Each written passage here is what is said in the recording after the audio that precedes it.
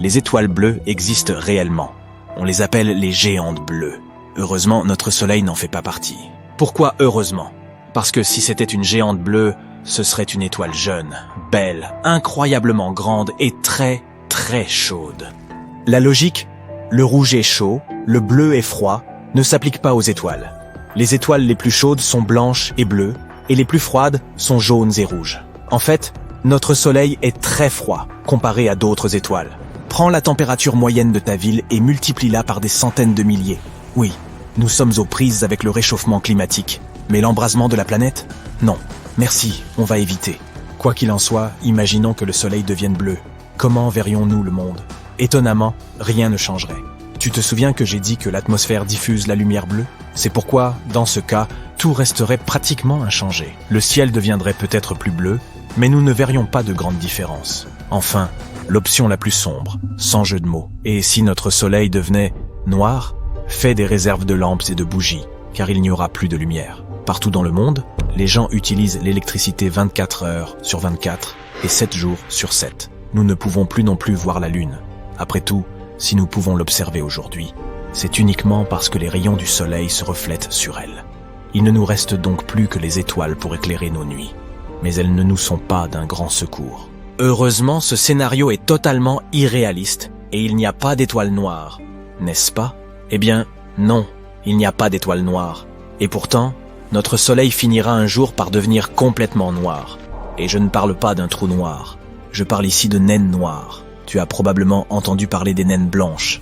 Peut-être même de 7 nains. Hi. Lorsqu'une étoile comme notre soleil est sur le point de finir sa vie, elle se dilate et se transforme en géante rouge.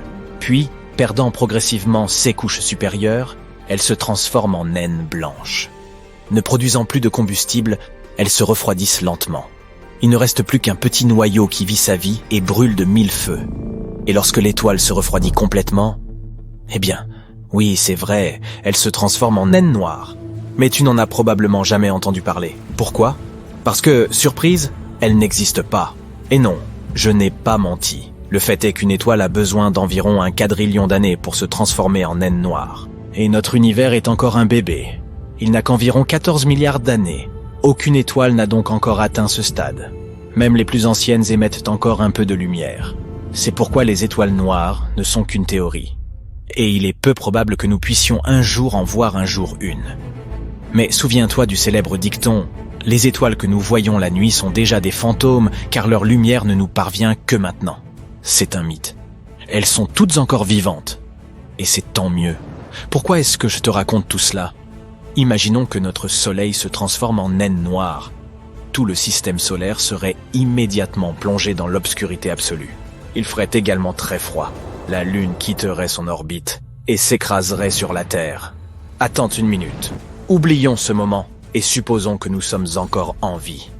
Heureusement, nous ne gèlerions pas instantanément, comme tu pourrais le penser. Le noyau de la Terre a sa propre température, plus de 5000 C. Mais les températures à la surface de la planète chuteraient tout de même immédiatement à 0 °C. Le noyau se refroidit progressivement. Tous les 2 mois, sa température serait multipliée par 2. En seulement 2 mois, la température à la surface de la Terre serait de 123 degrés C. Et 1 an, elle atteindrait 270 degrés C. La plupart des plantes disparaîtraient rapidement, non pas à cause du froid, mais de l'absence de photosynthèse. D'autres vivraient un peu plus longtemps grâce à l'oxygène encore présent dans l'atmosphère. Et curieusement, les arbres survivraient très longtemps. Ils ont un métabolisme lent et puisant du sucre dans le sol. La couche supérieure des océans gèlerait assez rapidement. Heureusement, cette épaisse croûte de glace isolerait les eaux profondes, de sorte que l'océan tout entier ne gèlerait pas avant un certain temps.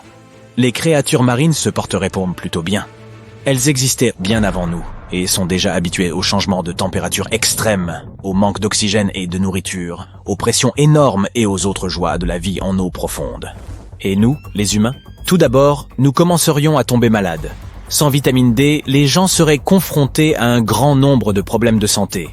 Par ailleurs, notre corps a besoin de la lumière du soleil pour produire de la mélatonine. Cette mélatonine nous aide à comprendre quand nous devons nous coucher et nous réveiller. Si les gens n'avaient pas cette hormone, leur corps deviendrait très perturbé et ne comprendrait pas s'il a besoin de dormir ou non. Cela signifierait des insomnies pour de nombreuses personnes, mais nous pourrions quand même survivre. Nous aurions deux options. Construire des sous-marins géants et descendre dans les profondeurs de l'océan, plus près du noyau de la Terre. Ou rester à la surface et vivre notre vie dans un endroit où nous aurions des sources d'énergie géothermique. En Islande, par exemple. Nous pourrions aussi nous installer près des volcans, dont la chaleur suffirait à nous réchauffer pendant longtemps. Notre vision s'adapterait à l'obscurité, mais à un moment donné, elle atteindrait son maximum. Il faudrait donc s'habituer à vivre dans le noir complet.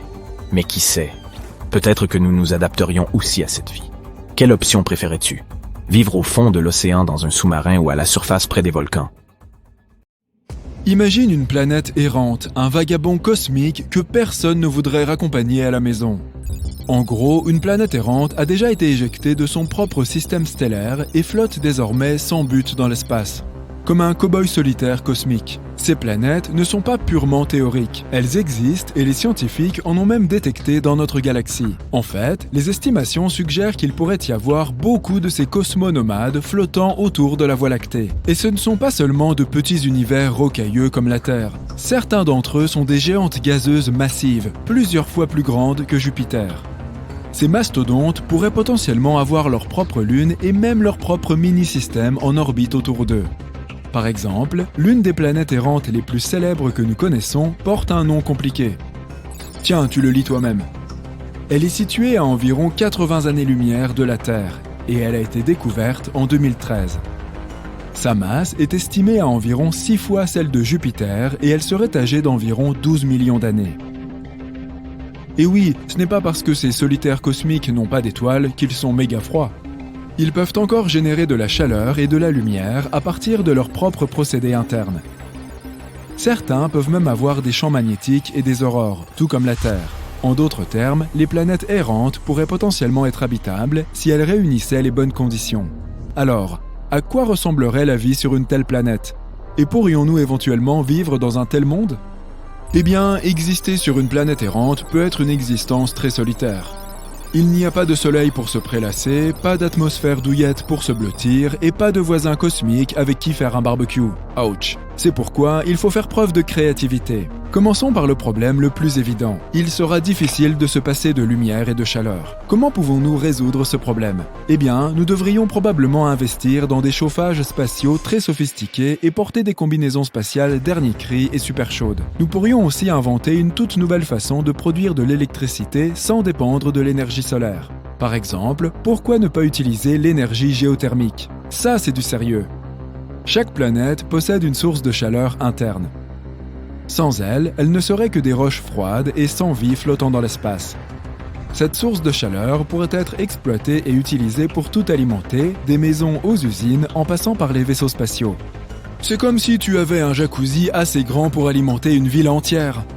Et cette ville sera très assurément située sous terre, au plus près de la source de chaleur. Concernant la lumière, il nous faudrait probablement fabriquer des lampes de poche ultra puissantes. Ou peut-être même apprendre à créer génétiquement des organismes bioluminescents pour éclairer nos maisons. Imagine des bases spatiales envahies de champignons et de plantes fluorescentes. D'ailleurs, en parlant de plantes, la présence de végétaux serait assez difficile à obtenir sans étoiles. Alors, que mangerions-nous ?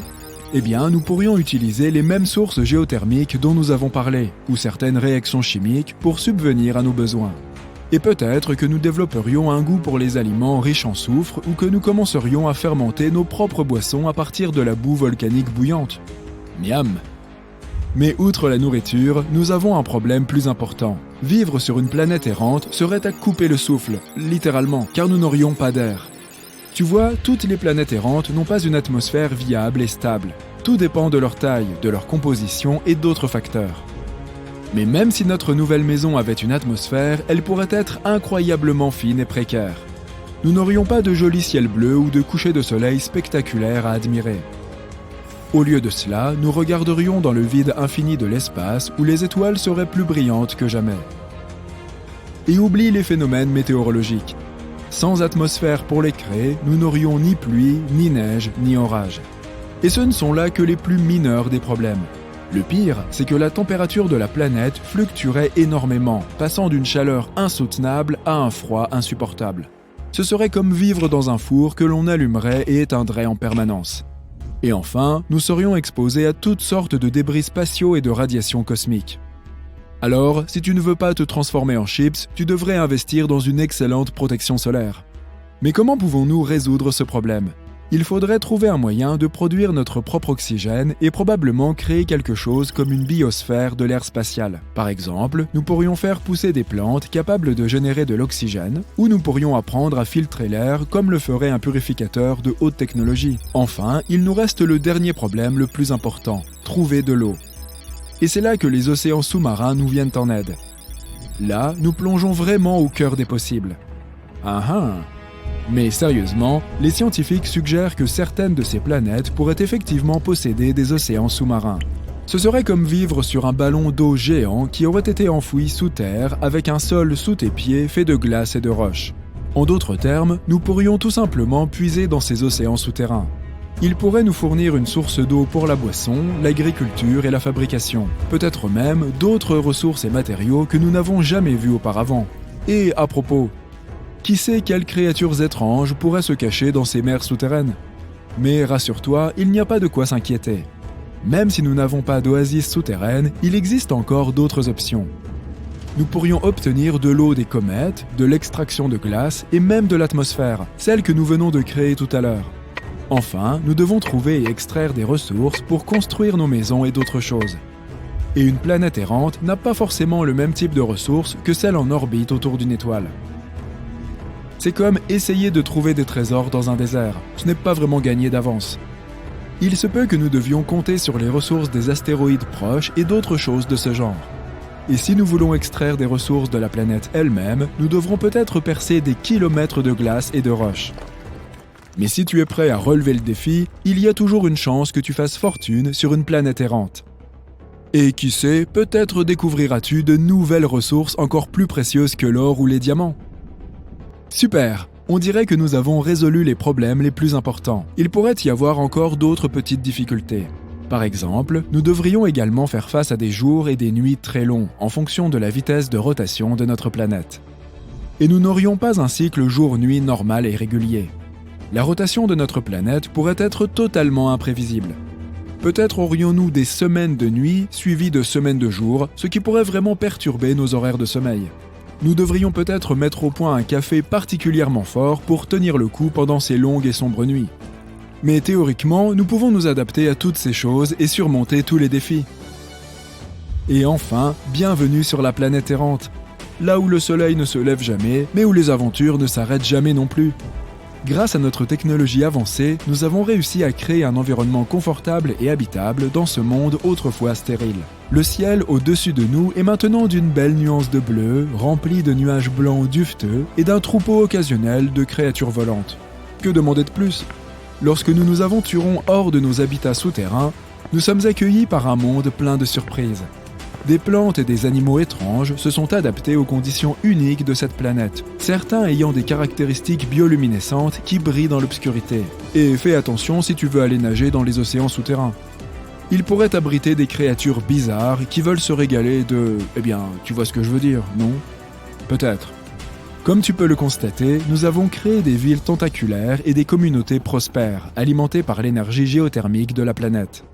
Nous avons également créé un tas de sources de lumière artificielle qui éclairent les nuits sombres et froides. Bien sûr, nous avons encore quelques problèmes de guidage et de mesure du temps, mais les choses ne sont pas aussi ennuyeuses qu'avant, n'est-ce pas ? Dans l'ensemble, vivre sur une planète errante aurait certainement ses défis, mais cela pourrait être aussi une façon assez excitante de découvrir l'univers. Et qui sait, peut-être qu'un jour nous trouverons une telle planète et la transformerons en une métropole intergalactique animée. Mais d'ici là, profitons de notre chère Terre et protégeons-la. Tout a commencé par un changement mineur sur notre planète. Tout d'abord, les gens ont remarqué que la Lune était devenue plus brillante et un peu plus grosse. Mais personne n'y a prêté attention. Elle a affecté les marées dans le monde entier, de sorte que l'eau a submergé les plages, mais ce n'était pas une tragédie. Beaucoup de poissons se sont rapprochés du rivage. Les gens se sont mis à trouver des calmars géants, des baudroies et d'autres créatures tout près de la côte, alors qu'elles vivaient habituellement dans les profondeurs obscures. Des choses nouvelles et plus étranges se produisent chaque jour. Les oiseaux ne volent plus vers le sud en hiver. ils se rassemblent en énormes essaims qui volent autour des villes sans but précis. La Lune les aidait à s'orienter dans la nature, mais à présent, ils n'arrivent plus à savoir dans quelle direction voler. De par les mers, les capitaines de navires remarquent que les boussoles sont désormais instables. La flèche pointe dans des directions différentes depuis que les pôles magnétiques de la Terre ont changé. Les gens réalisent que la Lune a commencé à s'en approcher pour une raison inconnue. La gravité de la Lune affecte celle de notre planète. Cela entraîne des changements dans le climat, dans le comportement de tous les êtres vivants et dans le champ magnétique. Maintenant, il pleut dans les endroits les plus secs et il fait chaud dans les terres les plus froides. Cela met à mal les écosystèmes de toute la planète. Les gens qui vivent près des forêts entendent souvent le hurlement des loups, car la Lune rend ces animaux fous. Le satellite naturel de la Terre ne cesse de grandir et éclaire la nuit de manière beaucoup plus vive. Rien d'irrémédiable ne s'est encore produit. Les gens ne paniquent toujours pas, car ils ne veulent pas croire que la fin arrive. Mais un jour, la Lune atteint un point critique. Tu marches dans la rue en écoutant de la musique et à ce moment-là, quelqu'un te bouscule. Bon, ce type est peut-être en retard pour le travail. Tu continues de marcher et une fille qui passe heurte ton épaule. « Pardon, désolé », dit-elle. Puis elle s'en va. Tu pouvais lire la peur dans ses yeux. Tu regardes devant toi et vois des gens qui courent dans ta direction. Tu enlèves enfin tes écouteurs et tu entends des cris et des sirènes. Les gens quittent leur voiture et s'enfuient. Des centaines de mouettes volent dans le ciel. Tu distingues un bruit étrange parmi toute cette cohue. Il semble que ce soit de l'eau. Comment est-ce possible? Tu te trouves dans le centre-ville à quelques kilomètres de la côte. Mais tu n'as pas le temps de réfléchir. Tu remarques qu'une immense vague inonde les rues et se dirige droit vers toi. Tu cours dans un bâtiment et grimpes au 10e étage. D'ici, tu observes l'eau qui submerge la ville. Le puissant torrent emporte toutes les voitures, les bâtiments d'un étage et les arbres sur sa route. Tu remarques un aileron de requin et d'autres poissons dans l'eau. Les gens se cachent dans les maisons et sur les toits. La ville entière plonge rapidement dans un état de catastrophe. La télévision fonctionne dans le bâtiment où tu te caches. Tu apprends que des inondations se produisent dans le monde entier. Des tsunamis massifs recouvrent les villes côtières. À certains endroits, les vagues atteignent la hauteur d'un immeuble de 30 étages. De nombreuses villes ont été rayées de la carte. La Lune est trop proche de la Terre et les inondations massives ne sont qu'un début. La Lune orbite autour de la Terre et aide à maintenir notre maison bleue sur son axe. La Lune assure la stabilité du climat et aide les organismes vivants à se développer. Mais à présent, cet équilibre est rompu. La Lune s'approche et altère la gravité de notre planète.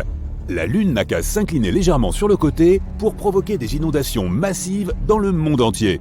Imagine que tu tiennes un verre d'eau rond, incline-le un peu. Tu vois comment le liquide se déplace d'un côté à l'autre? C'est la même chose qui se produit maintenant avec les océans. Mais la Lune ne fait pas que s'approcher de nous. Elle tourne autour de la planète et se rapproche à chaque révolution. Elle provoque sans cesse des catastrophes naturelles à différents endroits de la Terre. À présent, l'océan inonde un côté et quelques heures plus tard, un autre. Tu vois donc toute l'eau revenir des rues vers le rivage. Il se peut que l'océan inonde de nouveau la ville d'ici la fin de la journée. Attends, il semble que la fin de la journée soit déjà là. Tu remarques que le ciel est devenu sombre. C'est bizarre car il n'est que 15 heures. La Lune influe sur la vitesse de rotation de la Terre et fait passer la journée plus vite.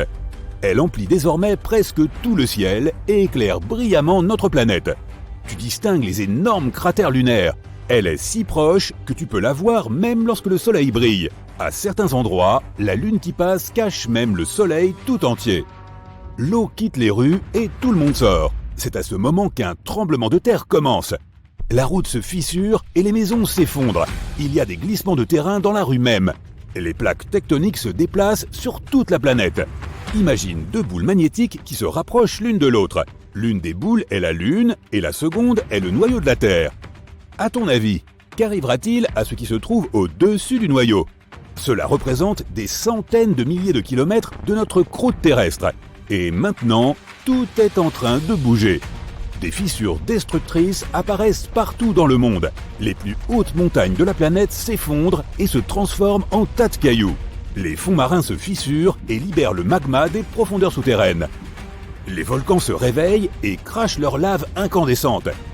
Des nuages de cendres volcaniques recouvrent le ciel, nous masquant le soleil et la lune. Mais le plus effrayant est encore à venir. La collision est inévitable. La lune tourne autour de la planète comme une balle dans un jeu de fête foraine avec un trou au centre. Cette force entraîne la formation de nuages sur toute la planète. L'orage gronde maintenant, mais dans 5 minutes, il neigera. Puis la nuit arrive et il se met à pleuvoir. Les gouttelettes d'eau sont composées de boue et de cendres volcaniques. Il est difficile pour les gens de respirer sans masque à gaz. La pression atmosphérique change constamment. Certaines personnes ont de fortes migraines et d'autres ont les articulations douloureuses. Mais tu n'as pas le temps de t'attarder là-dessus.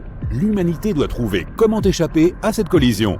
Un nouvel ordre gravitationnel apparaîtra lorsque la Lune s'écrasera sur la Terre. Les continents vont changer de forme. Ils se combineront en un seul morceau de terre gigantesque ou se diviseront en une centaine de plus petits. L'énergie de la collision pourrait brûler tout l'oxygène de l'atmosphère et rendre toute la planète impropre à la vie. Il n'y a pas non plus de sens à se cacher sous terre à cause de tous ces séismes profonds. Les gens décident de passer leurs derniers instants avec leurs proches et leurs familles. La Lune se rapproche de plus en plus. Elle se trouve maintenant à la même distance que la Station spatiale internationale se trouvait de nous. La Lune obscurcit le ciel. De nombreuses villes sont dans le noir à cause des vagues. Des tsunamis de plusieurs kilomètres de haut s'écrasent contre le sol. Des millions de tonnes de magma entrent en contact avec l'océan. Des milliards de litres d'eau s'évaporent. L'humidité s'élève dans les airs, se mélange aux cendres et se répand sur la planète sous la forme de cumulus géants. Tu as fini par accepter le sort funeste de notre planète. Mais quelque chose d'étrange arrive à la Lune à ce moment-là. Tu remarques que des fissures géantes apparaissent dessus. La Lune commence lentement à se scinder en 2 parties, et celle-ci se divise en centaines de gros morceaux. Elle est en train de s'effondrer. La Terre n'a plus de satellite naturel. Ce n'est plus qu'un tas de roches spatiales géantes. Mais pourquoi cela se produit-il ? Il existe un espace autour de notre planète appelé la limite de Roche. À cet endroit, la gravité de la Terre agit plus fort que celle de la Lune. Cela signifie que les forces qui maintiennent la Lune ensemble sont plus faibles que celles qui la déchirent. Les gens applaudissent. La limite de Roche a sauvé notre planète et la Lune ne nous frappera pas. Elle se fragmente en millions d'éclats et forme un anneau autour de notre globe. La Terre ressemble maintenant à Saturne. Une ceinture de pierres de lune nous entoure. D'énormes morceaux détruisent tout sur leur passage, notamment les débris spatiaux. Les satellites ne fonctionnent plus. L'humanité perd ses moyens de communication et de navigation. Les gens devront à nouveau utiliser des cartes en papier. Avant ces événements, la Lune maintenait l'orbite de notre planète à un certain angle. Maintenant, l'axe est incliné différemment. Un hémisphère se rapproche du Soleil et l'autre plonge dans l'ombre. Les pôles et l'Antarctique peuvent se transformer en déserts arides et l'équateur de la planète peut être recouvert de glace. L'hiver et l'été peuvent durer des années. Les restes de la Lune flottent autour de la Terre, mais certains d'entre eux tombent sur notre planète. Des pluies de météores lunaires détruisent nos villes et créent des cratères géants. Et tous ces événements conduisent à l'extinction massive de la vie sur Terre. Il faudrait des centaines de milliers d'années pour s'adapter à ce nouveau monde. Il fait de plus en plus froid. La température descend très vite en dessous du zéro. Et bien qu'il n'y ait pas de neige, le froid devient insupportable. Du givre apparaît sur le sol, l'herbe et les arbres, et de la glace se forme sur les étendues d'eau à une vitesse incroyable. Grelottants, les gens du monde entier lèvent les yeux vers le ciel. Et leurs mâchoires tombent d'incrédulité. Le soleil est devenu 2 fois plus petit qu'avant. Il ressemble maintenant à une tache lointaine, et il ne sera bientôt plus capable de réchauffer la Terre. Mais le pire, c'est qu'un énorme rocher flamboyant se dirige droit vers les spectateurs horrifiés, et l'impact avec notre planète fera sans aucun doute beaucoup de dégâts. Bon, revenons à notre réalité. La Terre se trouve exactement au bon endroit dans notre système solaire. Elle n'est ni trop près ni trop loin du Soleil, ce qui rend la température sur notre planète non seulement tolérable, mais plutôt agréable. Les scientifiques qualifient souvent Vénus, la 2e planète en partant du Soleil, de jumelle maléfique de notre Terre, car elle est si chaude et inhospitalière qu'aucune vie n'y est possible. Bien sûr, il y a aussi dans son atmosphère d'épais nuages qui font pleuvoir de l'acide, tandis que les gaz à effet de serre font monter la température de surface à des valeurs insupportables. Mais même si Vénus n'avait pas tout ça, rien ne pourrait y vivre à cause de sa proximité avec le Soleil. S'il y avait de l'eau liquide, elle s'évaporerait trop rapidement, ne laissant aucune chance à la vie de se développer. D'un autre côté, Mars, qui vient après la Terre, est un peu trop éloigné du Soleil, ce qui la rend froide et solitaire. Sa température de surface est en dessous de zéro. Elle ne se réchauffe jamais assez pour que l'eau reste liquide longtemps. Sans parler de l'absence d'atmosphère sur la planète rouge, l'élément qui fournit à la Terre de l'air respirable. Donc, si notre planète se rapprochait ou s'éloignait du Soleil, sa température augmenterait ou diminuerait respectivement. Quelques centaines de kilomètres ne feraient pas une grande différence. L'orbite de la Terre autour du Soleil est de toute façon irrégulière, et nous nous rapprochons ou nous éloignons toujours un peu de notre étoile. Une distance qui ferait la différence se mesurerait en millions de kilomètres. Et comme on l'a vu au début de cette vidéo, nous verrions le Soleil beaucoup plus petit que maintenant si nous nous éloignions autant. Les températures pourraient ne pas chuter au moment exact du changement, car il nous resterait encore un peu d'inertie thermique. Mais l'hiver suivant, notre planète deviendrait probablement froide pour toujours. Les océans seraient recouverts de glace et le niveau général de la mer baisserait. Et finalement, la glace réfléchirait davantage la chaleur du Soleil dans l'atmosphère et dans l'espace, ne permettant plus à la surface de notre planète de recevoir la chaleur nécessaire. De plus, davantage de glace signifie aussi moins de vapeur d'eau dans l'atmosphère. Or, la vapeur d'eau capte aussi la chaleur, créant des nuages. Donc, plus il fait froid, moins il pleut. Le froid et le manque de pluie ne permettraient pas aux plantes de survivre longtemps, si bien que des zones glacées et stériles se développeraient rapidement, ne laissant intactes que les zones situées le long de la berge des fleuves, en tout cas pour un temps. Au bout d'un certain temps, les cours d'eau cesseraient aussi de couler, étant soit gelés, soit asséchés en raison de la perte de leur source, à savoir les lacs et les mers qui, bien sûr, gèleraient aussi. Toute vie disparaîtrait aussi autour d'eux. Les plantes d'abord, et avec elles, tout le reste, puisque les plantes produisent à la fois de la nourriture et de l'air respirable. Et à la fin, la Terre deviendrait un immense no man's land gelé. Quant au rocher géant flamboyant dont nous avons parlé, il s'agit d'un astéroïde venu de l'espace à cause du déplacement de l'orbite de notre planète. Jupiter, la plus grande planète de notre système solaire, agit comme un bouclier naturel pour nous contre les roches spatiales. Elle a une masse colossale et la plupart des astéroïdes lancés depuis l'espace sont piégés par sa gravité et tombent à sa surface. Il n'y a pas de vie possible sur Jupiter et sa surface est gazeuse, donc les astéroïdes ont tendance à y disparaître sans laisser de traces. Malgré tout, certains parviennent à dépasser Jupiter et c'est alors que Mars entre en jeu. Elle contribue aussi à notre défense en maintenant en place la ceinture d'astéroïdes entre elle et Jupiter. La masse combinée des deux planètes crée un champ gravitationnel qui ne permet pas aux astéroïdes de la ceinture de voler dans des directions aléatoires, frappant tout sur leur passage. S'il n'y avait pas Mars entre nous et la ceinture, nous serions presque davantage habitués aux pluies de météores qu'à la pluie que nous connaissons. Mettons que la Terre ait remplacé Mars sur son orbite et que nous soyons maintenant quelques centaines de millions de kilomètres plus loin du Soleil. La masse de la Terre est plus ou moins similaire à celle de Mars. Donc, la ceinture d'astéroïdes est toujours à sa place. Mais les températures vont quand même baisser et la vie va bientôt s'éteindre. Mais si Mars restait là où elle est, et que la Terre se déplaçait simplement, ce serait un désastre. Il n'y a aucune chance pour que les planètes tournent autour du Soleil à la même vitesse, car leur masse n'est pas égale. À un moment donné, elles entreraient en collision les unes avec les autres. En tenant compte de leur vitesse, elles se fissureraient et se briseraient toutes les deux, créant peut-être une autre ceinture d'astéroïdes dans notre système solaire. Nous n'aurions pas plus d'espoir si la Terre se rapprochait du Soleil. Outre le fait que l'étoile ressemblerait davantage à une boule de feu géante et impitoyable dans le ciel, sa chaleur ferait fondre les glaciers de notre planète, faisant monter brusquement le niveau des mers.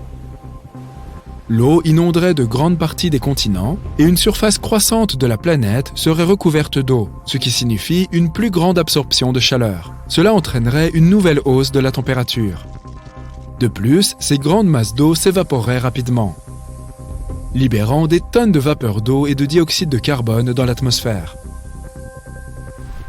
Le dioxyde de carbone est un gaz à effet de serre qui absorbe la chaleur, tout comme la vapeur d'eau.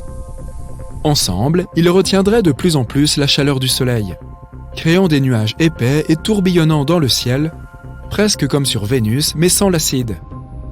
Et cette épaisse couche de nuages contribuerait aussi à chauffer la surface de notre planète. Au final, la Terre entière se réchaufferait tellement que la vie à sa surface deviendrait globalement insupportable. Seules les créatures les plus résistantes seraient capables de survivre à des températures aussi élevées. Celles qui vivent dans les déserts, par exemple. Malgré la présence de précipitations, qui ne cesseraient pas comme dans le scénario froid, les plantes auraient du mal à s'adapter à ces nouveaux environnements torrides. Celles des régions plus fraîches de la planète seraient les premières à se faner et à disparaître. Mais ensuite, les plantes des climats tempérés et enfin tropicaux disparaîtraient aussi. Et une fois de plus, la Terre se transformerait en une boule de roche stérile, mais cette fois-ci surchauffée plutôt que gelée. La distance de notre planète par rapport au Soleil, son inclinaison, sa vitesse de rotation autour de son axe, son orbite autour du Soleil, et même la présence de la Lune dans le ciel, tout cela est crucial pour que la vie sur Terre perdure. Par exemple, si la planète n'était pas inclinée par rapport au Soleil, il ferait une chaleur insupportable à l'équateur et un froid impossible au pôle. Les saisons cesseraient également de se succéder, divisant la Terre en bandes d'été et d'hiver sans fin. Avec l'inclinaison et la rotation actuelle, notre planète est chauffée uniformément de tous les côtés, comme un four à chaleur tournante. Elle se dirige vers le Soleil d'un côté pour se réchauffer, tandis que l'autre se refroidit pendant la nuit. S'il n'y avait pas d'alternance de jour et de nuit, nous ne vivrions probablement que dans certaines régions de notre planète où il y régnerait un crépuscule sans fin. Imagine notre vie sans ces magnifiques levées et couchers de soleil. Donc finalement, on va peut-être laisser les choses telles qu'elles sont, d'accord ?